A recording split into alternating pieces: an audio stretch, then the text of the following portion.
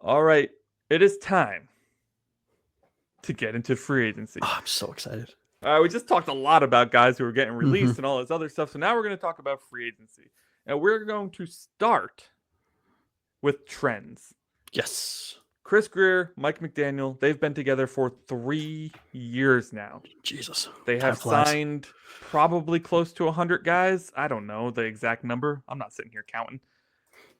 Are there any trends within these signings that we have seen? So let's first go over who just some of the big ticket signees were. Back in 2022, when we grabbed Teron Armstead, I think we were all super pumped about that one, Hmm. right? Hmm. I'm just going to do one per year. So then the next year, you could say Van Gink, but that would be revisionist history. I don't even see one here. I think our biggest signing was probably David Long Jr. at this point. We Yeah. didn't Yeah. have a huge free agency signing in 2023. Well, I mean, when was Alec Ingold signed? Was that in Ingold 2020? Ingold was 2022 with Armstead, so that was But he another got a big one. contract, but it was for a 1 year deal, and we extended him in 23. So Probably, if yeah. we want to count that in 23, I would say he's Sure, we probably can the count biggest, Ingold, yeah. like the biggest impact player, right? Because he's Let's just say the biggest three we've signed over the last 3 years would easily be Armstead, Ingold, and probably Johnu Smith this past yeah. year. Well, don't forget Jordan Poyer. And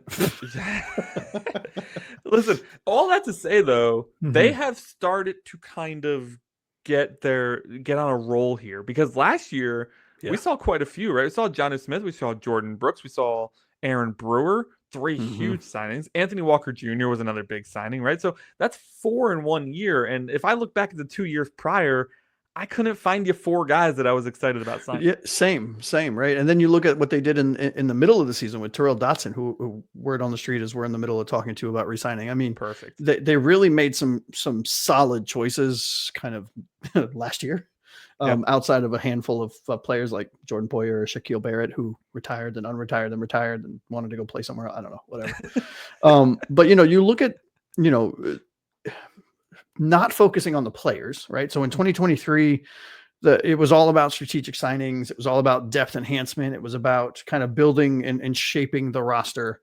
And then in 2024, we really focused on who can we plug in from a veteran leadership standpoint to really kind of smooth out the edges. Now they failed in a lot of cases, right? So they whiffed on a bunch of, it's all a crapshoot. You don't know how the player's going to play, but they also, to your point, they hit some triples and some home runs, in my opinion, right? I mean, we have a Mhm. starting linebacker who I hope we resign. We have a record breaking tight end in Dolphins history. And it was all about kind of shaping contract management as well. So if you looked at a lot of the moves they made last year, for example, it was really about, okay, how can we set ourselves up so that when some of these bigger ticket cap hits kind of hit our books, we're in shape to either move away from them with very minimal kind of impact to our everyday lives, or how can we move them? Can we trade them? How do we get off of things? Right. And so, as everyone on this show knows and everyone watching, there are life cycles to a team, right? So you rebuild, which we're all too familiar with. You accumulate draft capital and you do everything you need to do to build to add youth to your team, youth and talent to your team, and then you comp you I can't think of the word that I'm trying to say, but your additions thereafter in the next maybe second or third year of this iteration of the team is adding key free agents, key veterans to help mentor, to help shape, and then you towards the tail end of your 5 to 6 year window, depending on how it goes, unless you're the Chiefs, then it's contract management. How are we going to get off some of these contracts and so on and so forth. So I think we're getting there to that point, to that part of it. Yeah, in 2022, I mean, the free agency was big, but also, I mean, we traded for Tyreek Hill in 2022. Mm-hmm. We traded for Bradley Chubb in 2022. So, like, Those were I both mean, in 22. Jesus, I feel like they were big, yesterday. right? Yeah. Big offseason. And speaking of Bradley Chubb, Mm-hmm. he just restructured his contract, so he'll be back with us next year. There were Mm-hmm. some questions around that. So, I think, one of the things I wanted to talk about here was the offensive line. We talk about this every single week because it's outside of Tua, it's the hottest topic when it comes to the Mm-hmm. Miami Dolphins. And listen, they tried to add bodies on the offensive line. Mm-hmm. They just failed to really add the right bodies, right? Yeah. if you're looking, okay, so 2022 we signed Teron Armstead. That's a great signing. Connor Williams, great signing, right? Those were both Yeah. solid signings. Offensive line was looking good after that season. Well, was looking better, I should say. Yeah. I mean, top 15, right? I Yeah. mean, which is all you can ask for. I mean, I would take that today. Right. So then the next year we signed Kendall Lamb, was a great depth piece. Dan Mhm. Feeney was a decent depth piece as well, but nobody else. And you can't tell me that 2022 offensive line was so good that the next year you only needed to sign 2 guys, Yeah. right? Yeah. And then I don't forget who we drafted. This may have been the Liam Eichenberg draft here. I think so. It was the Austin Jackson, Liam Eichenberg draft, I believe. Okay, so Austin Jackson, who didn't work out right away, and Liam Eichenberg, who still hasn't worked out. That didn't really work out too well for us. Mm-hmm. And then in 2024 was the coveted, you guys are more worried about the offensive line than we are comment from Chris Grier. The infamous. This is a season where an off season where we signed Isaiah Wynn from the Patriots. Oh yeah, look at how smug we are. We're signing your failed second round pick, who did nothing, by the way, because he was hurt. And then we signed Aaron Brewer, who phenomenal center, the best center we've had since Mike Pouncey. Easy. Not even close. I don't know that that's well, much. actually, I disagree. He's the second best because Connor Williams at center was a Pro Bowler, I believe, when he was healthy. Get to see that long enough, though, right? I'm just saying from an accolade standpoint. Yeah. I mean, I would put Connor Williams slightly above, if you will. I mean, we're splitting hairs here, but Aaron Brewer is phenomenal. But that's the thing to kind of look at, though, is it's not only who did we sign, but who did we not sign, right? We decided not to sign Connor Williams, right? We decided not to sign Robert Hunt.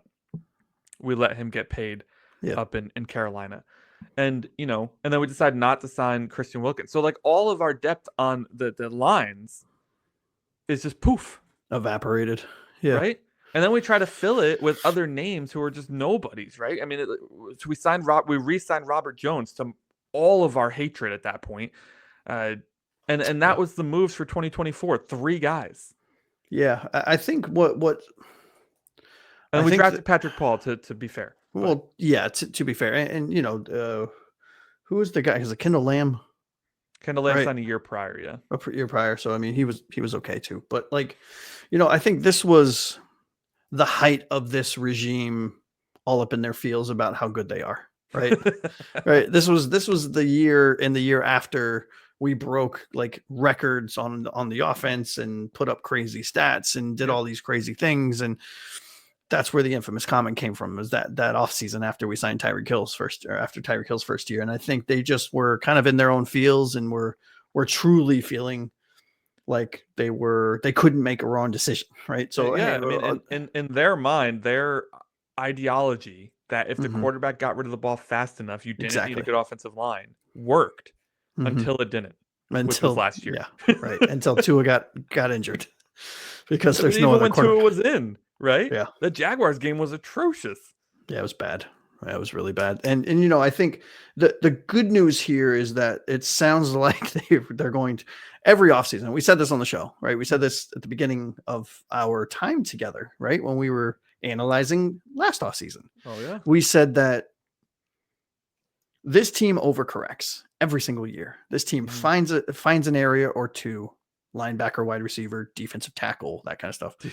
And just signs 19 freaking players, right, at one position in the hopes that a blind squirrel can find a nut. And in this case, I have everything that we're hearing and everything that we're reading leads me to believe that this offensive line problem should no longer be a problem, that we are going to attack it from free agency with youth, with, even advanced veterans, if I'm trying to be polite about their age. And then, maybe even in the draft, and we're just going to shotgun this and hope to God we hit something. And, it'll be interesting. It really will be interesting. Trends from an offensive line standpoint over the last five years, even in this 3 years so far with this regime, has not been positive.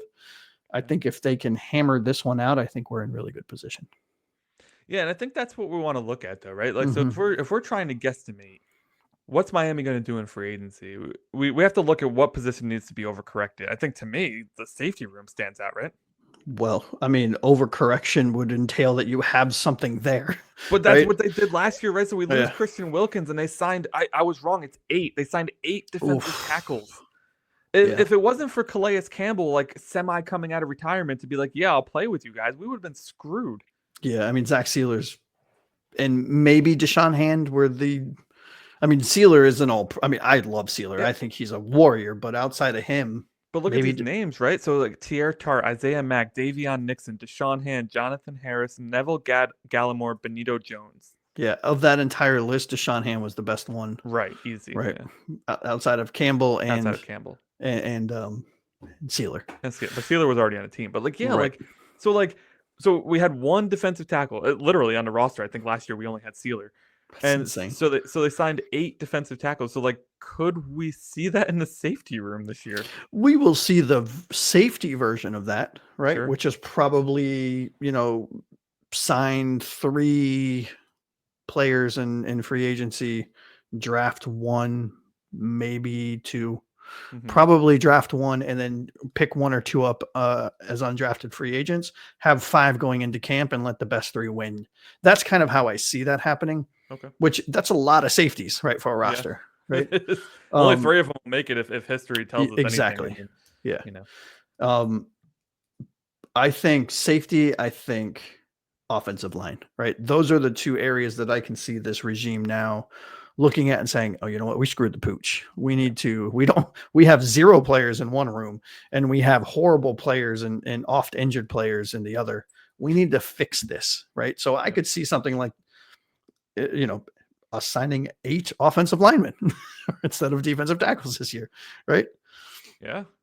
I mean, there's a lot of safeties in free agency. We talked about, Talanoa Hufanga. We talked about Trayvon Morig, right? Like, I wouldn't be surprised if like one of those big name safeties is on the docket for day one, and then one big name, potentially 2 big name offensive linemen are on the docket for day one. Yeah, they got to convince people though, right? That like last year it was easy to convince free agents. We come off an 11-6 season where Tua and the offense are breaking records, right? Yeah.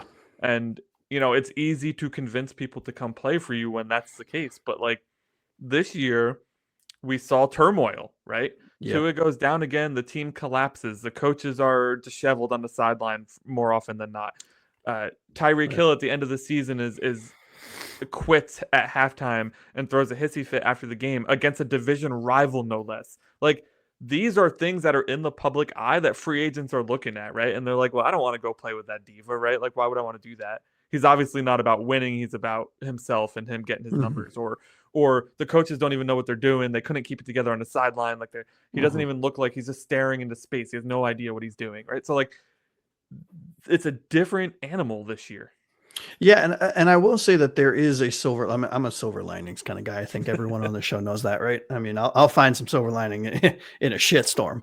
And you can if you're an offensive guard or an offensive lineman, we'll use the safeties in the offensive line, right? I mean, we have other needs, and we'll talk about those momentarily. But if I'm a safety, I'll start with safeties. If I'm a safety, I'm looking at Wheeler put together a top, I think he was at the end of the year was a top 6 defense in this league, I think from like all key metrics, if I'm not mistaken. I think from a yardage perspective, whatever it was, right? I mean, I don't remember. I don't remember. It was a top defense, right? It was a well sought out defense, and this coach was hot on the head coaching. He's coming back. It's the second year of his defense. If I'm a player that gets reached out to, I know that room has 0 players in it, right? So they're reaching out to me because they know for a fact I'm going to be a fit, that I am who they are going after. So the 49er safety who I hope to God we figure out a way to sign, right? Yeah, I love him. I'm not going to try to butcher his name because he does fit. He does fit. He does. Year. He really does. Perfect. Armando with the fucking home run on this one, right? I mean, top and injured. We're hoping for him. That's the ironic part. Is that we're just broken as Dolphins fans. But I mean, the good news with that is, right? And again, I know this is such a Chris Grier move, is that he's 5 years in the league. We'll talk about him later, but played for just under $1 million last year. So he won't cost a lot of money if we can sign him, which is great. You could throw him like $3 million a year and he'd be pumped, right? Right. Exactly. Exactly. So, I mean, and if you're on the offensive line, you're like, hey, okay, well, they had a down year. Their offensive line is hot garbage outside of a handful of players. Teron Armstead probably is retiring. I can come in and make a mark, right? I can play. Yeah. I can play here. And if I can do my part to get this team back to where they were 2 years ago, then when my next contract comes up, I'm either staying with this team and getting a buttload of money, or I'm going out and hitting free agency with a resume that can double or triple what I'm getting what I'm getting paid right now. I mean, so there's positives. There's a positive way of spinning this. There's a negative way of spinning this. I really do think it's just about fit. Yeah. And I mean, to the silver lining standpoint, I mean, maybe we're fed up with the coach because we see the coach every day. These guys coming in don't see the coach every day, right? And what they do see though is the NFLPA report cards, which the Dolphins have just crushed 3 years in a row. We've been the number one team that players said are like we're the best team to play for according to the players. 3 years in a row. In every category. In every category. We are we are number one in every category. And if you're not familiar with the NFLPA report card, it's an anonymous report card sent to the players. Nearly 75% of the players respond to this thing. And it asks you to rate your team based on a number of factors. So how does the team treat your family? How is the travel accommodations? Yeah, accommodations. Like how's the food at the facility, right? How's the gym? How does the owner treat you? How does the coach treat you? And the Dolphins generally get A+ across the board. We've been we were 2 3 years. We were number 2 3 years ago. We've been 1 for the last 2 years. Yeah. So I mean that'll play a big part too. Right. Yeah. I mean I wish companies had a report card like that when I'm going out there to look for a job. No shit. You're just gonna tell me how good you are? That's great. Well, and I think it's big that it's anonymous by the players, right? And so it's not one of those things where it's like in our everyday life, it's like, of course the company's going to say they're great. Right. Well, and like I think the percentage is huge too, because the Pro Bowl, the players vote in the Pro Bowl too, but only like 30-something% of them, right? Right. Yeah. Whereas in this is 75%. That's a huge percentage of players. So that's great. All right. So I had one other trend. I don't know if you have any other trends you want to talk about. I don't. But I think nope. One other trend that we cannot leave this podcast without talking about, and that is Grier. It's not so much Grier because he's been around before this, but McDaniel's need for speed. All right, Top Gun. All right, Maverick. Listen, Mike McDaniel, since he has come here 3 years ago, has added speed to virtually every single position. If you go through the free agency signings and then you ask the AI to generate trends for you, right? AI inevitably will say, hey, this team really likes adding speed because we've signed just speed after speed after speed. So I'm thinking to myself, okay, who out there is fast, right? Who are the fast guys that are catching the eye of Mike McDaniel and Chris Grier this offseason? Well, somebody like Josh Sweat, who arguably only had one good season, but we could use an edge rusher, and he's a fast edge rusher. Could he kind of catch their eye, right? What about in the safety room, right? Who's the fast guys back there, right? Do they consider like maybe DJ Reed and moving him to safety? I have no idea. But like when I'm keying in on guys that I seeing as Miami potentially signing, I'm like going to Madden and seeing what their speed rating is. What it was their 40 in the combine. I don't care how old they are. Yeah. Exactly. Oh, they're 37. They probably still run a 4.3.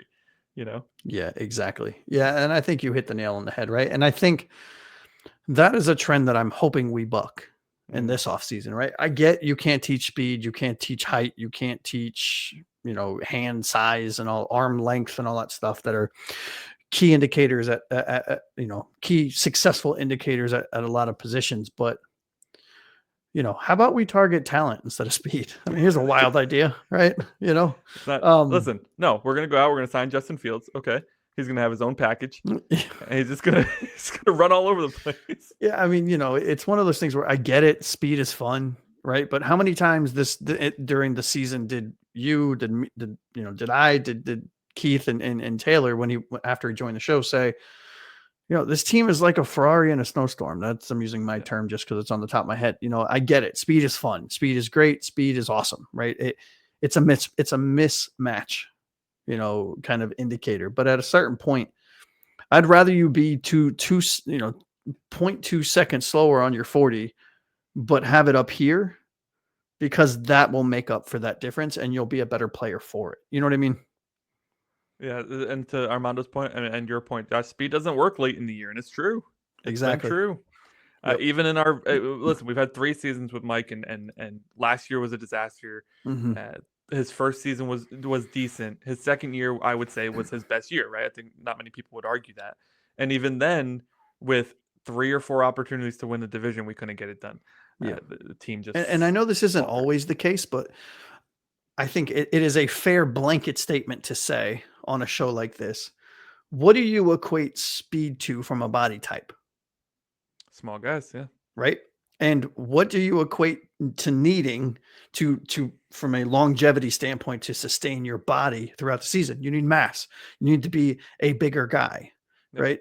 And so you stack this team with speed, great. But what happens when you're Pat White and you get laid out by who the hell was the Pittsburgh safety? He does a podcast. No, he does a podcast now. Ryan.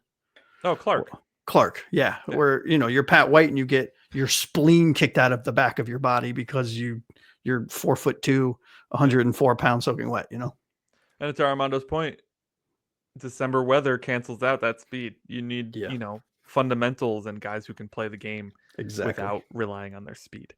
Armando coming in with the good takes. Armando's hot right now. He's on it. He's on fire.